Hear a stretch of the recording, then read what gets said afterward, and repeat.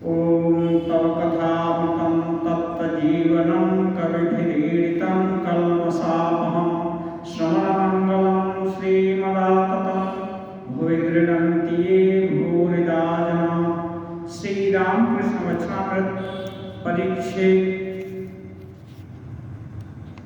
46 चल रहा है। श्री रामकृष्ण देव कलकत्ते में भक्तों के यहाँ सत्संग की इच्छा से जा रहे हैं। श्री रामकृष्ण देव कहते हैं, ईश्वर ने अपनी माया से सब कुछ ढक रखा है, कुछ जानने नहीं देते। कामिनी और कांचन ही माया है। इस माया को हटाकर जो ईश्वर के दर्शन करता है वही उन्हें देख पाता है।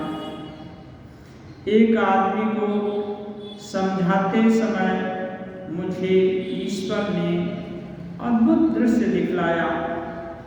अचानक सामने देखा उस देश का एक तालाब और एक आदमी ने जलकुंभी हटाकर उससे जल पी लिया। जल स्फटिक की तरह साफ था। इससे यह सूचित हुआ कि वह सच्चिदानंद माया रूपी जलकुंभी से ढका हुआ है। जो जलकुंभी हटाकर जल पीता है वही पी पाता है। श्री रामकृष्ण देव कहना चाहते हैं,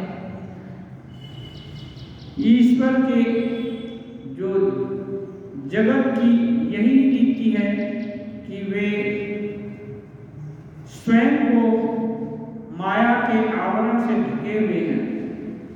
अब जो सच्चिदानंद को देखना चाहता है उसको कैसे भी करके माया को हटाना पड़ेगा और इस माया को हटाना ही साधना है। इसके लिए ऋषि मुनियों ने युग युग से साधना तपस्या करके बहुत सारे साधन पद्धतियां आविष्कार किए हैं। स्वयं श्री रामकृष्ण देव इस कलिकाल की अवस्था में जब धर्म की ग्लानि हुई तो उसको दूर करने के लिए इस विज्ञान के बढ़ते हुए आविष्कार और चमत्कार के अंदर धर्म का लोप होता हुआ देखकर भगवान की करुणा ने श्री रामकृष्ण देव के रूप में अवतार लिया और वे भी दीर्घ 12 साल तक साधना की। विभिन्न धर्म पथों की साधना की और देखे आजकल श्री रामकृष्ण देव कहते हैं, बादशाही अमल का सिक्का दूसरे सभी काल में नहीं चल सकता है। आधुनिक काल में आधुनिक अमल का सिक्का चलाना पड़ेगा।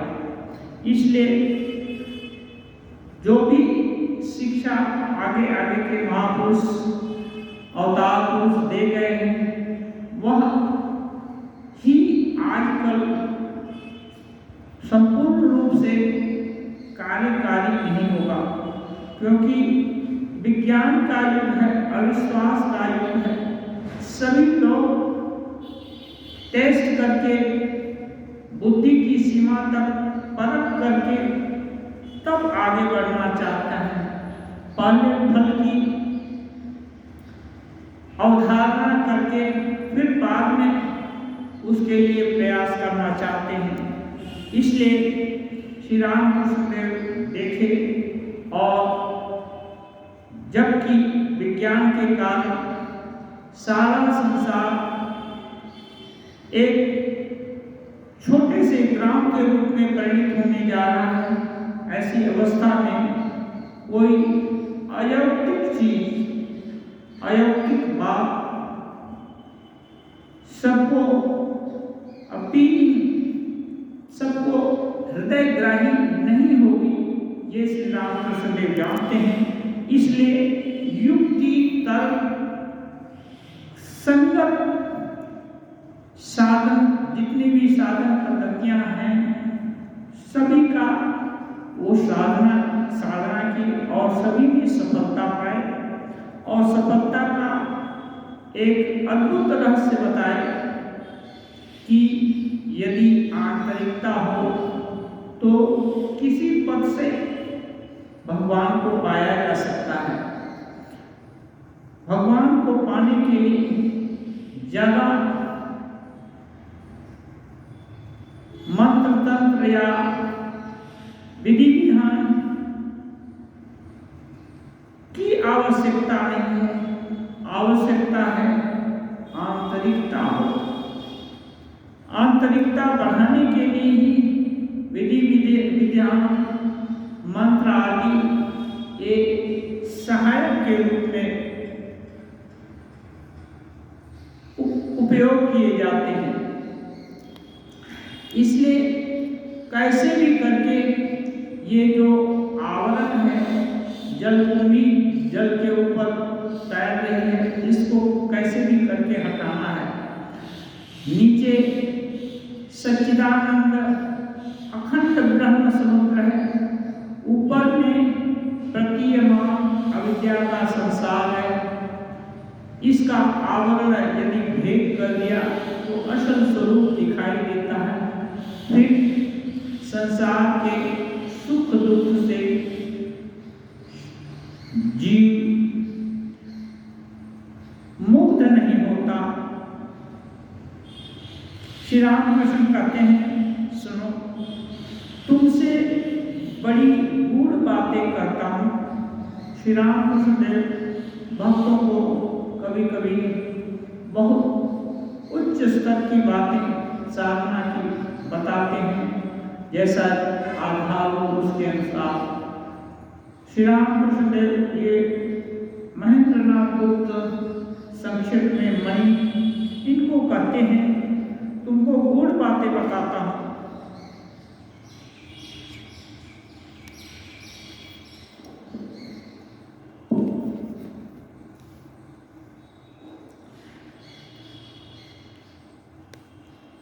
झाऊ तले बैठे हुए मैंने देखा कि चोर दरवाजे का सा एक दरवाजा सामने है।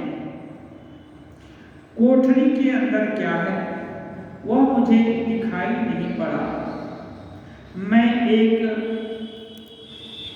नहरनी से छेद करने लगा पर कर न सका। मैं छेदता रहा पर वह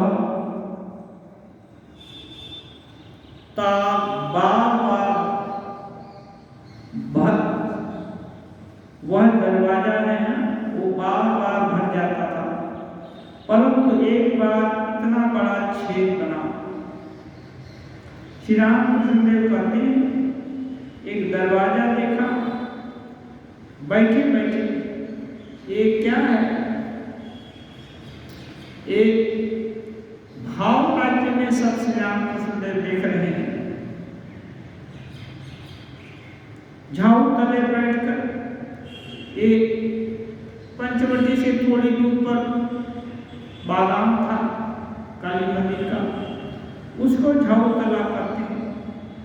वहां पर बैठ करके एक चोर दरवाजा सा देखा। चोर दरवाजा छोटा सा दरवाजा,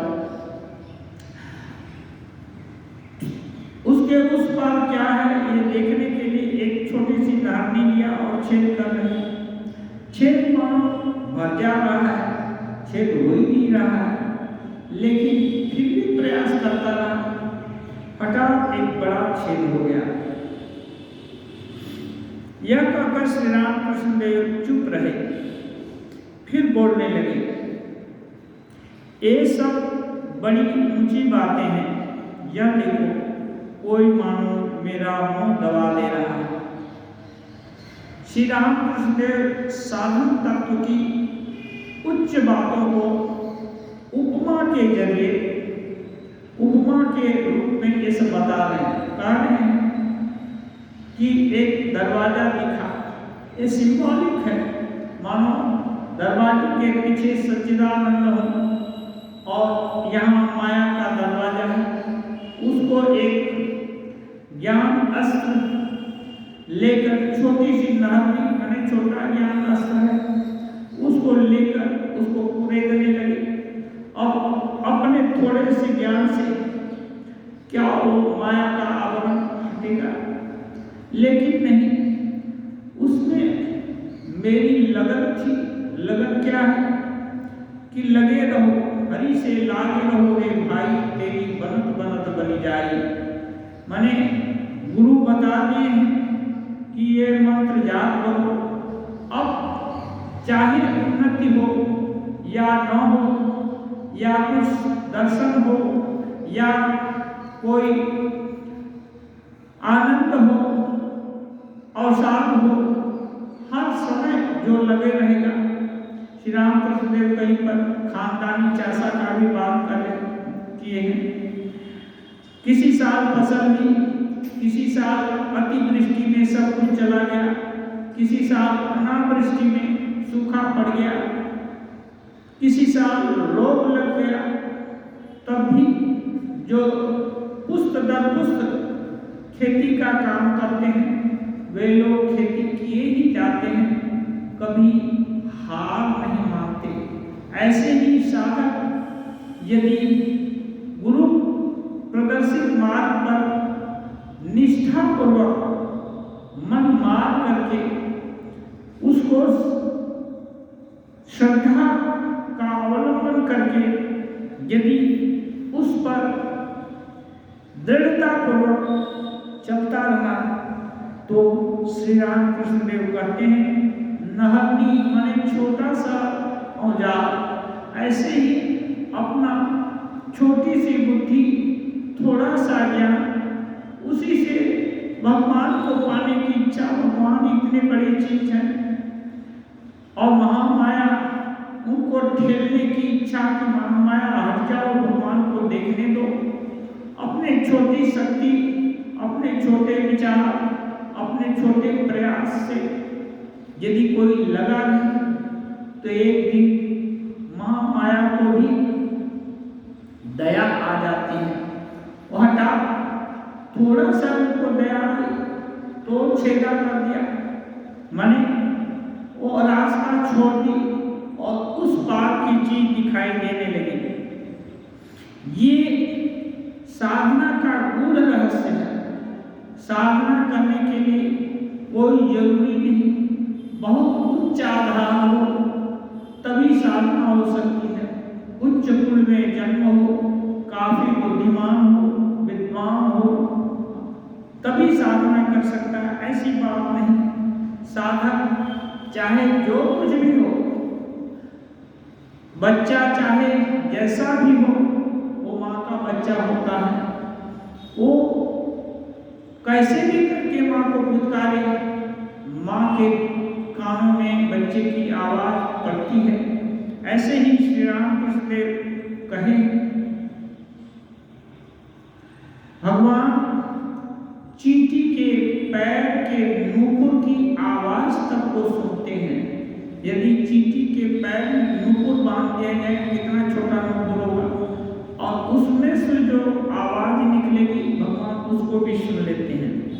इसलिए भगवान के लिए कोई असाध्य नहीं है।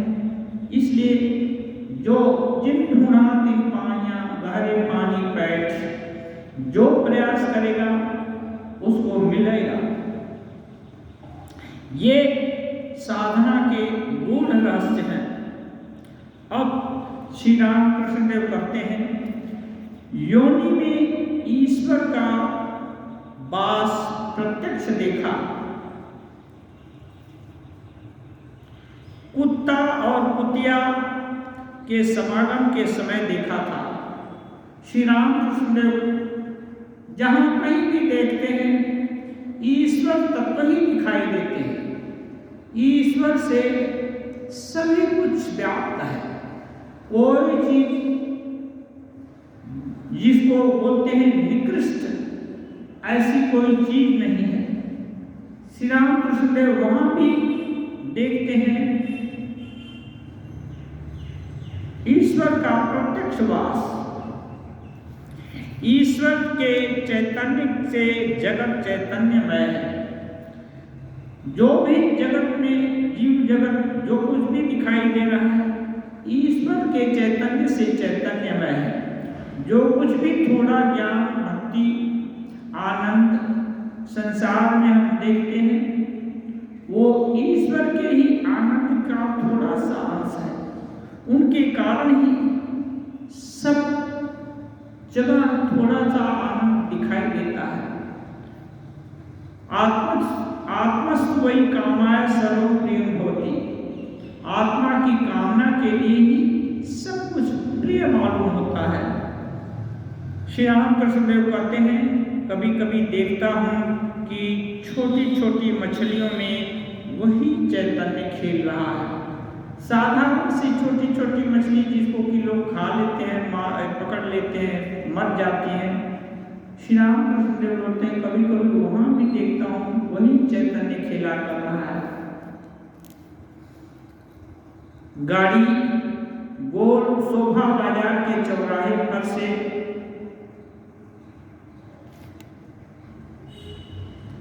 दरमाहट्टा के निकट पहुंची। श्री राम कृष्ण फिर कह रहे हैं कभी कभी देखता हूं कि वर्षा में जिस प्रकार पृथ्वी जल से ओतप्रोत रहती है उसी प्रकार इस चैतन्य से जगत ओतप्रोत है। वर्षा में जैसे पूरा पृथ्वी मानो सबमर्ज हो गई है। मिट्टी में जल है घास में जल है उसके नीचे जल है ऊपर भी जल है। ऐसे ही सारा विश्व मानो चैतन्य से ओतप्रोत है। चैतन्य को छोड़कर किसी का भी अस्तित्व नहीं है। कोई भी वस्तु हो चैतन्य से अलग नहीं है। इतना सब दिखलाई तो पड़ता है पर मुझे अभिमान नहीं होता। श्री राम कृष्ण देव अपनी बात भक्त लोगों को अंतरंग भक्त लोगों को कह रहे हैं। इतना सब कुछ दर्शन होता है लेकिन अभिमान नहीं होता। अभिमान कि मैं सबसे बड़ा हूँ मैं बहुत बड़ा योगी हूँ या ज्ञानी हूँ या ऐसा कुछ नहीं होता। क्योंकि सभी जगह इसके नहीं होने का कारण है श्री राम कृष्ण देव सभी जगह चैतन्य ही देख रहे हैं। मछली में ही चैतन्य देख रहे हैं। पृथ्वी के कण कण में चैतन्य देख रहे हैं और निकृष्ट वस्तु में भी चैतन्य देख रहे हैं। इसलिए उनको अभिमान नहीं होता। मणि हंसकर कहते हैं आपका अभिमान कैसा। श्री राम कृष्ण देव के सामने मणि हंसकर कह रहे हैं भला आपको भी अभिमान हो सकता है। श्री राम कृष्ण देव शायद भक्तों के लिए आगाह कर देना चाहते हैं। थोड़ा मोड़ा दर्शन होने से अभिमान हो जाता है इसलिए सावधान अभिमान नहीं होना चाहिए। इतना दर्शन होता है तब भी अभिमान नहीं है। श्री राम कृष्ण कह रहे हैं शपथ खाकर करता हूं थोड़ा भी अभिमान नहीं होता। श्री राम कृष्ण देव कहते हैं शपथ खाकर कर रहे हैं कि थोड़ा भी अभिमान नहीं होता। कहने का मतलब कितना भी दर्शन हो कितनी भी बड़ी उपलब्धि हो फिर भी अभिमान होना ठीक नहीं है और यह उनके जीवन से प्रमाणित हो रहा है। मणि कह रहे हैं ग्रीस देश में सुकरात नाम का एक आदमी था। अब मणि भी एक उदाहरण दे रहे हैं। ग्रीस देश में सुकरात नाम का एक आदमी था। वह यह दैववाणी हुई थी कि सब लोगों में वही ज्ञानी है। वहां कहीं किसी गिरजा में या कहीं भी दैववाणी हुई थी, लोगों ने सुना था कि सभी लोगों में ग्रीस उस देश में वही सबसे बड़ा ज्ञानी है। उसे आश्चर्य हुआ। बहुत देर तक निर्जन में चिंता करने पर उसे भेद मालूम हुआ। सुकरात को आश्चर्य हुआ सुन करके कि लोग एक दैववाणी सुने जिसने कहा कि सुकरात ही सर्वश्रेष्ठ ज्ञानी है। वो बहुत देर तक निर्जन में चिंता करता रहा, तब उसको कारण मालूम हुआ। तब उसने अपने मित्रों से कहा, केवल मुझे ही मालूम हुआ कि मैं कुछ नहीं जानता, पर दूसरे सब लोग कहते हैं कि हमें खूब ज्ञान हुआ है, परंतु वास्तव में सभी अज्ञानी हैं। सुकरात कहते हैं कि मैं बहुत विचार करके देखा कि मैं कुछ भी नहीं जानता, माने जो कुछ जानता हूं वो थोड़ा ही है, लेकिन बाकी मुझसे भिन्न जो लोग हैं वो लोग थोड़ा भी जानते हैं तो कहते हैं मुझे बहुत बड़ा ज्ञान हुआ है, मैं बहुत ज्ञानी हूँ, परंतु वास्तव में वे सभी अज्ञानी ही हैं। यही अंतर है।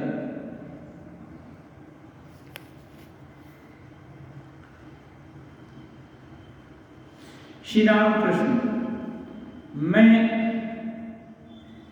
कभी कभी सोचता हूँ कि मैं जानता ही क्या हूँ कि इतने लोग यहाँ आते हैं। श्री रामकृष्ण देव को भी कभी कभी आश्चर्य होता है कि मैं क्या जानता हूँ कि इतने लोग आते हैं। वैष्णव चरण बड़ा पंडित था। वह कहता था कि तुम जो कुछ कहते हो वह सब शास्त्रों में पाया जाता है, तो फिर तुम्हारे पास क्यों आता हूँ, तुम्हारे मुंह से वही सब सुनने के लिए। वैष्णव चरण बड़े पंडित थे। वो कहते हैं तुम जब जो कुछ कहते हो ये सब शास्त्र में पहले से ही वर्णित है और उसको हम पढ़ चुके हैं, फिर भी हम तुम्हारे पास क्यों आते हैं, तुम्हारे मुंह से सुनना चाहते हैं। ये आश्चर्योवक्ता कुछ लोग से लगता कि आपने तो कुछ भी शास्त्र नहीं पढ़ा, फिर भी शास्त्र का मर्म कैसे जानते हैं। ये साक्षात्कार की वस्तु है और इसका पूरा तत्व जानते हैं, और एक अनपढ़ लोग के मुंह से ये पूरा ठीक ठीक वैसा ही शास्त्र सुनाई देता है। इसका मतलब आपकी उपलब्धियों से शास्त्र प्रमाणित हो रहा है। मणि कह रहे हैं आपकी सब बातें शास्त्र से मिलती हैं। नवद्वीप गोस्वामी भी उस दिन पानीहाटी में यही बात करते थे। आपने कहा कि गीता गीता बार बार कहने से त्यागी त्यागी हो जाता है, वास्तव में तागी होता है, परंतु नवद्वीप गोस्वामी ने कहा कि तागी और त्यागी दोनों का एक ही अर्थ है। तागी और त्यागी दोनों का एक ही अर्थ है। तन एक धातु है, उसी से तागी बना है। तग एक धातु है, उसी से तागी बना है। श्री राम कृष्ण, मेरे साथ क्या दूसरों का कुछ मिलता जुलता है, किसी पंडित या साधु का। श्री राम कृष्ण ऐसी मणि से जायजा ले रहे हैं। मणि क्या कहते हैं? मणि आपको ईश्वर ने स्वयं अपने हाथों से बनाया है, और दूसरों को मशीन में डालकर जैसे नियम के अनुसार सृष्टि होती है। श्री रामकृष्ण देव पूछे कि मेरे साथ दूसरों का कितना मेल जोल है, कोई पंडित का या कोई साधु का? तो मणि कहते हैं सबको तो लगता है भगवान मशीन में बनाए और आपको अपने हाथ से अलग कर रहे हैं, आपका कुछ भी मिलता नहीं किसी से। श्री रामकृष्ण साहस्य रामलाल आदि से श्री रामकृष्ण देव कह रहे हैं, अरे कहता क्या है? साहस से हंसी कर रहे हैं, कथा क्या है? श्री रामकृष्ण देव को खुशी हो रही है कि इन लोगों भक्त लोगों की धारणा अच्छी दिशा में जा रही है, अच्छी हो रही है। श्री रामकृष्ण को की हंसी रुकती ही नहीं। अंत में उन्होंने कहा, शपथ खाता हूं मुझे तनिक भी अभिमान नहीं होता। अंत में दृढ़ता दिखाने के लिए श्री रामकृष्ण देव कहते हैं, शपथ खाकर करता हूं मुझको तनिक भी अभिमान नहीं होता। इतना ज्ञान, इतनी भक्ति या इतना दर्शन होता है, तुम लोग आते हो, मैं अनपढ़ हूं फिर भी मेरी बात सुनने के लिए आते हो, ये सब किसी से भी मुझको अभिमान नहीं होता।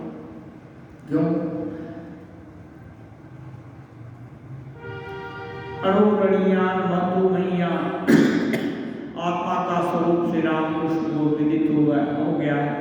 सुनी चैव स्वपाके च पंडिता संदर्शन, सर्वत्र ईश्वर का दर्शन देख पा चुके हैं, देख चुके हैं।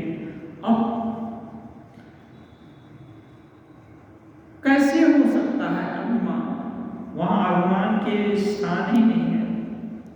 मणि विद्या से एक लाभ होता है, उससे यह मालूम हो जाता है कि मैं कुछ नहीं जानता और मैं कुछ नहीं हूं। मणि कह रहे हैं विद्या का अच्छा ज्ञान होने से ये मालूम हो जाता है मैं कुछ नहीं हूं। इसका मतलब कि मेरी उपलब्धियां सीमित हैं, ज्ञान असीम है, इसलिए अभिमान होने का चांस नहीं। श्री रामकृष्ण, ठीक है, मैं कुछ नहीं हूं, मैं कुछ नहीं हूं। अच्छा, अंग्रेजी ज्योतिष पर तुम्हें विश्वास है?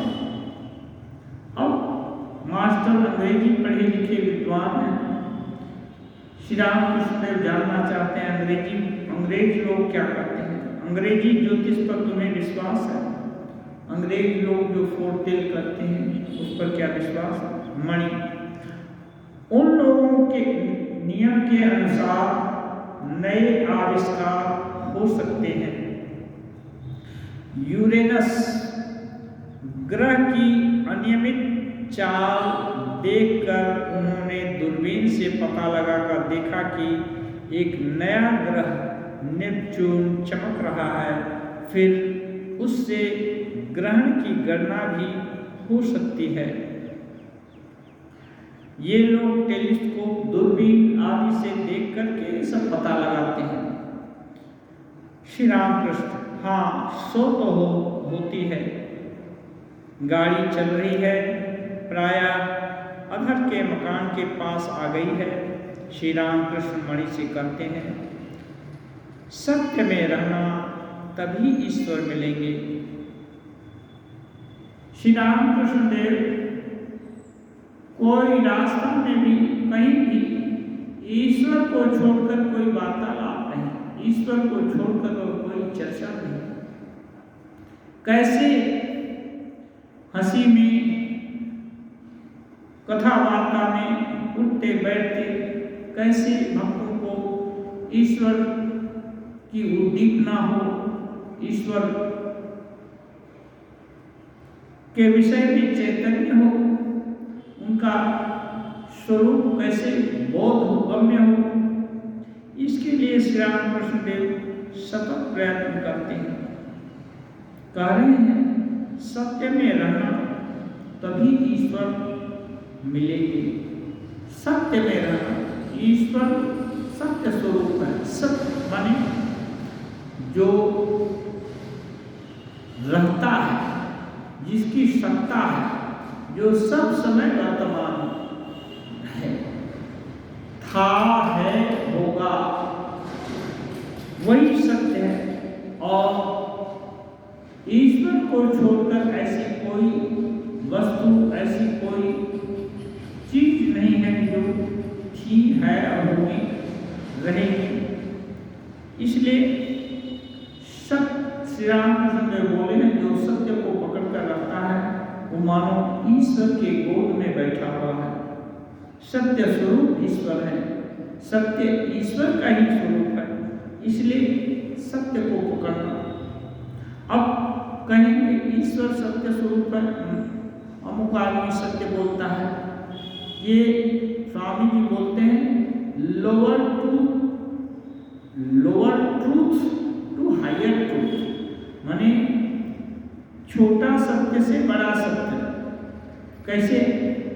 जैसे सूरज पहले प्रतिबिंब में दिखता है, फिर दिन के सूरज को तो देख नहीं सकते, जब सूरज उदय होता है तो वो लाल आकार दिखता है, लेकिन सूरज ठीक ठीक वैसा ही है, कैसे पता?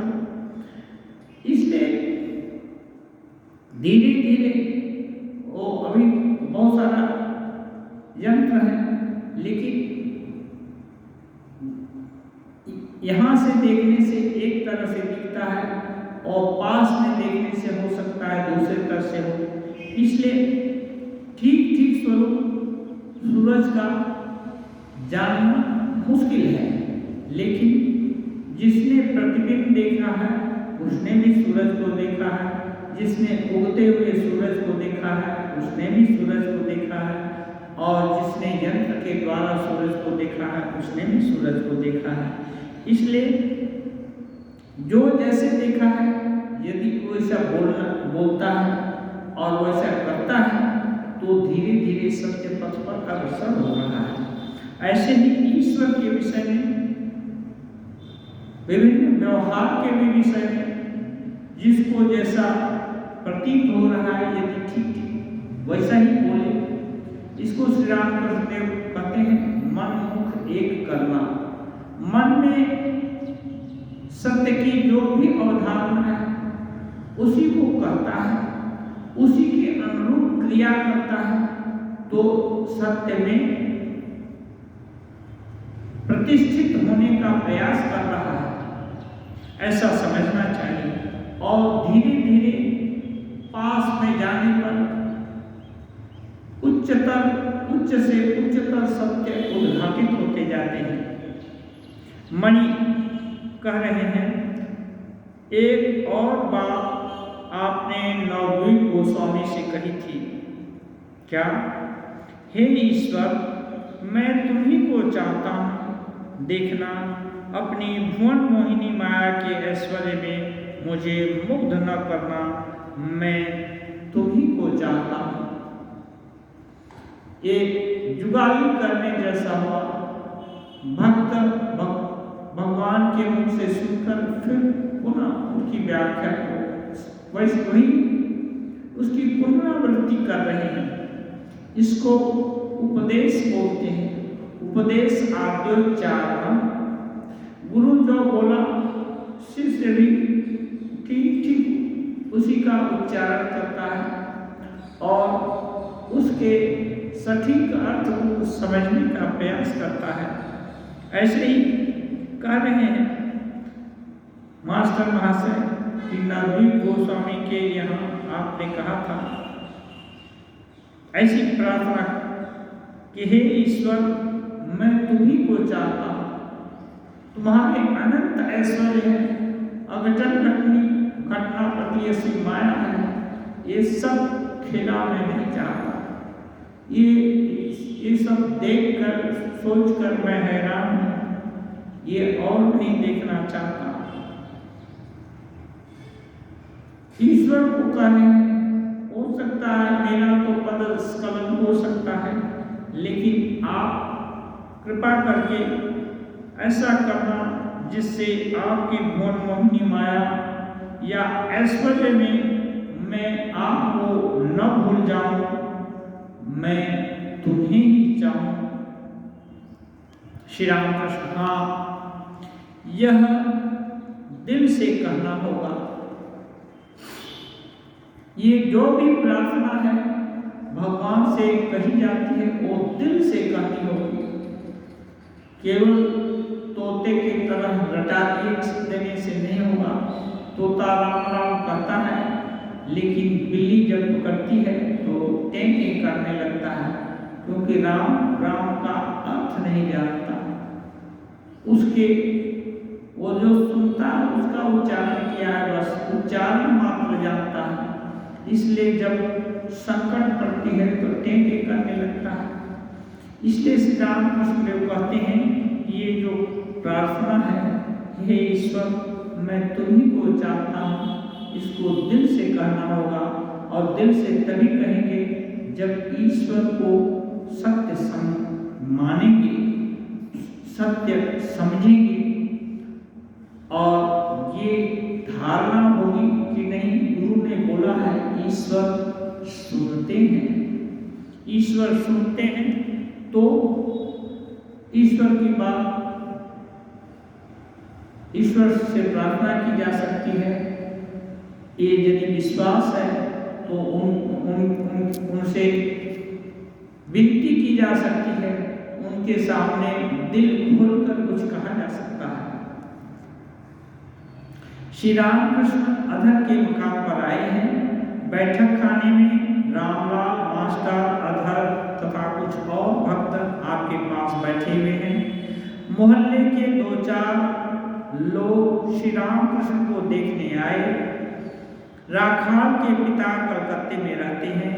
राखाल वही हैं श्री रामकृष्ण अधर के प्रति। क्यों? राखाल को खबर नहीं दी। अधर के मकान के पास ही रहते। अधर जी उन्हें खबर दी है। राखाल के लिए श्री रामकृष्ण को व्यग्र देखकर अधर ने राखाल को लिवा लाने के लिए एक आदमी अपनी गाड़ी में भिजवा दी। अधर श्री रामकृष्ण के पास जा बैठे। आपके दर्शन के लिए अधर आज व्याकुल हो रहे थे। आज आपके यहाँ आने के बारे में पहले से कुछ निश्चित नहीं था। ईश्वर की इच्छा से ही आप आ पहुँचे हैं।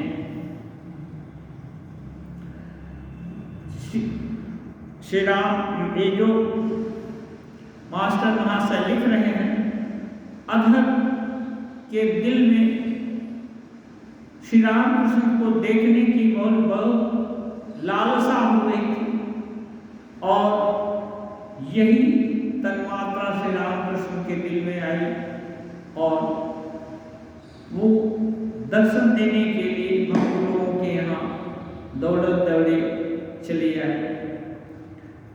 इसका मतलब ये है कि जो दिल से चाहता है वो पाता है। इसलिए भगवान भक्तवत्सल है। भगवान भक्तों की कामना पूरी कर देते हैं यदि वे दिल से की जाए तो अच्छी कामना, और कामना भी अच्छी होनी चाहिए। अधर कह रहे हैं बहुत दिन वे आप नहीं आए थे। मैंने आज आपको पुकारा था, यहाँ तक कि आंखों से आंसू भी गिरे थे। अधर कह रहे हैं आप बहुत देर से नहीं आए। मैंने आपको पुकारा था, आंखों में आंसू भरकर, आंसू भी गिरे थे, आंसू भर कर आपको पुकारा था। कहाँ भक्त आंसू भर करके घर में बैठकर पुकार रहा है और कहाँ प्रेरणा होती है कि श्री रामकृष्ण देव कलकत्ते जाएंगे, अधर के मकान में भी जाएंगे। कोई सूचना नहीं। तब तो टेलीफोन नहीं था, लेकिन जिसका दिल जिसके साथ लगता है वो समझ में आ जाती है। ईश्वर भावग्राही है। श्री राम कृष्ण प्रसन्न होकर हंसते हुए क्या कहते हो, खुशी मनाते हैं। ये नहीं बोलते हैं कि तू यहाँ चाहते थे इसीलिए मेरे अंदर दिल में प्रेरणा हुई। श्री राम कृष्ण तो अंतर्यामी हैं,